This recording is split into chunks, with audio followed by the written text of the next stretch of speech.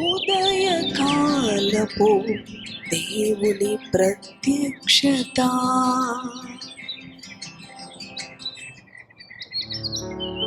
Praise the lord. ప్రభు నందు ప్రియ దేవుని బిడ్డలారా, మీ అందరికీ ప్రభు నామమున వందనాలు. ఎలా ఉన్నారు? మీరు అనుదినము దేవునిలో ఆయన ఇస్తున్న ఈ ప్రత్యక్షపు వాక్కును బట్టి ఆనందిస్తూ ప్రభువును మహింపరుస్తూ మీ జీవిత దినాలు అనుదినము కూడా దేవునిలో ఆనందిస్తూ ముందుకి కొనసాగిస్తున్నారని నమ్ముచు ప్రభువుని స్తుతిస్తూ ఉన్నాను. ఈ ఉదయకాలము ఈ లోక మనుషులను కలుసుకొనక ముందు, ఈ లోక మనుషులు ముఖములను మనము చూడకముందు మన దేవుని కలుసుకోవాలి, మన దేవునితో మాట్లాడాలి. మన దేవుని ప్రత్యక్షపు వాక్కును ధ్యానము చేసుకున్న అనంతరం మన దినచర్యను ఆరంభిస్తే మనకెంతో ఆశీర్వాదం, నెమ్మది, సమాధానం కలుగుతావి. ఈ ఉదయకాలం ప్రభు మనకిచ్చిన ప్రత్యక్షపు వాక్కును ధ్యానం చేసుకుందాం. ప్రియ సహోదరి సహోదరుడా, నీ హృదయాంతరంగం ఏ స్థితిని బట్టైనా విచారంతో, నిరుత్సాహంతో, భయముతో ఉన్నదా? అయితే ఈ ప్రత్యక్షపు వాక్కు నీ కొరకే, నిన్ను విడిపించుట కొరకు, నిన్ను ఆశీర్వదించుట కొరకు ధ్యానం చేసుకుందాం. మత్తయి సువార్త 7వ అధ్యాయం 11వ వచనమును మన ప్రత్యక్షపు వాక్కును ధ్యానం చేసుకుందాం. మీరు చెడ్డవారయుండియు మీ పిల్లలకు మంచి ఇవులన్నీయ నెరిగియుండగా పరలోకమందున్న మీ తండ్రి తన్ను అడుగు వారికి అంతకంటే ఎంతో నిశ్చయముగా మంచి ఈవులనిచ్చును. హల్లెలూయా. ప్రియ దేవుని బిడ్డలారా, చదువుకున్నాం చూడండి. యేసయ్య మనతో మాట్లాడుతున్నాడు ఈ ఉదయకాలం. నీ హృదయ అంతరంగము దేవుని యందు సంతోషిస్తూ ఉందా? నా ప్రాణమా, దేవుని నమ్ముకొని మౌనంగా ఉండు అని భక్తుడు చెప్తూ ఉన్నాడు. మౌనంగా ఉన్నావా? ఆందోళన, నిరుత్సాహం, భయము నీ యొక్క హృదయములో ఉండి నిన్ను కృంగ చేస్తూ ఉందా? ఆయన అంటున్నాడు కదా, మీరు చెడ్డవారయుండియో మీ పిల్లలకు మంచి ఈవులను ఇవ్వాలని ఆశపడతారు.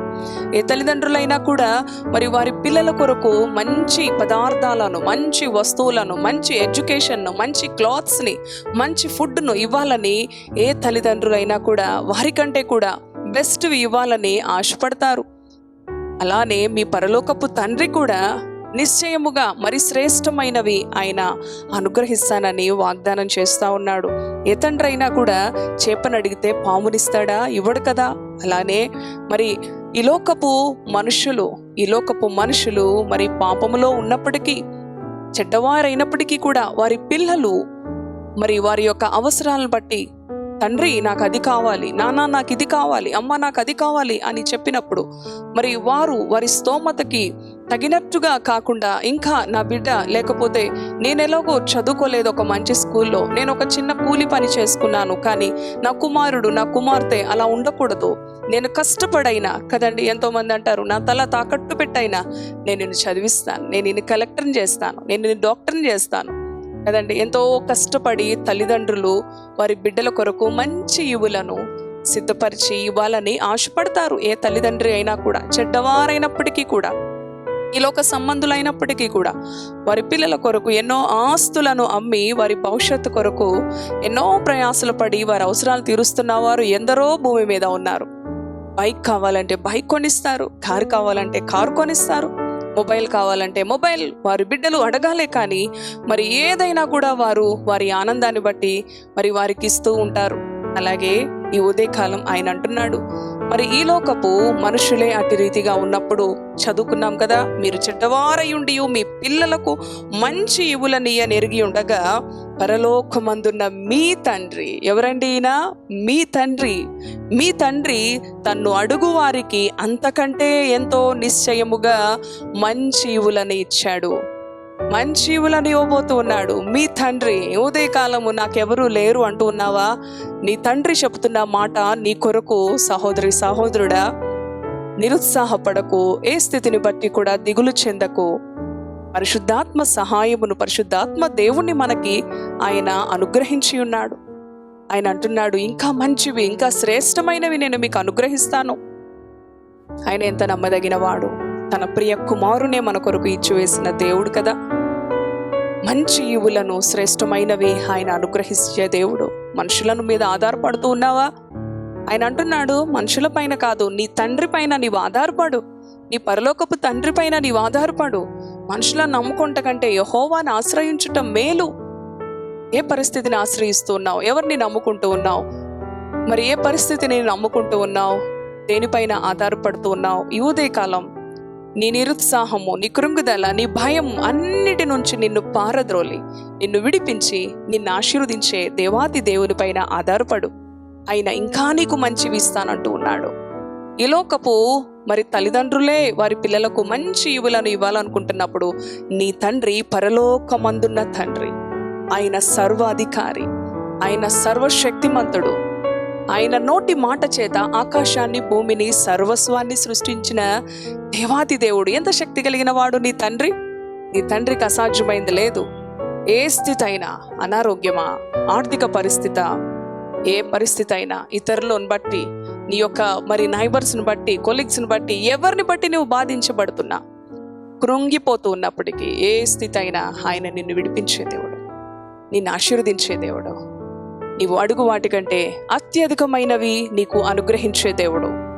నువ్వు చేయవలసినది ఒకటే, నీ దేవుని ఎదుట నీవు విధేయత కలిగి దీనుడుగా నీ హృదయాన్ని దేవునికి సమర్పించి దేవుని సన్నిధిలో ప్రార్థించు. ఈ ఉదయకాలం నీ ప్రభువుని నువ్వు గనపరచు. ప్రతి ఉదయమున ఈ లోక మనుషులను ఎదుర్కొనక ముందు నీ దేవాతి దేవుని ఎదుర్కొని ఆయనను గనపరచు, ఆయనను స్తుతించు చాలు, ఆయన నామాన్ని మహింపరచు చాలు. నీవు అడుగకు మునిపే నీ అక్కర్లు తీర్చి నిన్ను ఆశీర్వదించే దేవాతి దేవుడు నీ పక్షానున్నాడు. ఇంకెందుకు ఆలస్యం? దేవుని యొక్క మాటలు విన్న మనము మన తలలు వంచి దేవుని స్తుతించి, నా పరలోకపు తండ్రి నాకు ఇంకా మంచి ఈవులను, మంచి శ్రేష్టమైన ఆశీర్వాదాలను నాకు ఇవ్వబోతున్నందుకు నీకు వందనాలు అని దేవుణ్ణి స్తుతిద్దాం. కళ్ళు మూసుకోండి, ప్రార్థన చేసుకుందాం. పరిశుద్ధుడా, జీవము కలిగిన తండ్రి, జీవాధిపతి, నీ పరిశుద్ధ నామానికి వందనాలు, స్తోత్రాలు. ఈ ఉదయకాలం మరి ఒక ప్రత్యక్షపు వాక్కుతో నీ యొక్క బిడలను దర్శించిన దేవా స్తోత్రాలు.